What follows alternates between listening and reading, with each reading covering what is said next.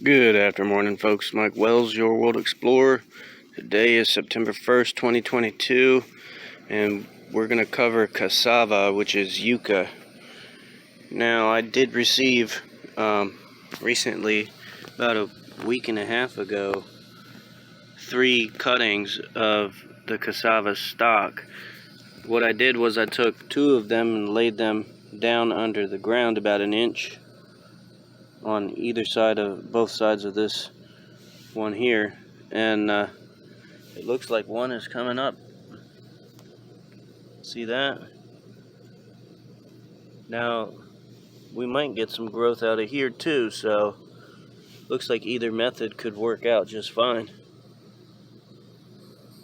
Now I'm growing these in this Florida soil. It's just mostly sand, not very nutrient rich. So this is the first time I'm doing this, and probably going to learn something from this. Thanks for watching. Don't forget to like and subscribe, as that helps the channel grow. And stay tuned as I'll keep you updated on the progress of these cassava. Have a great day.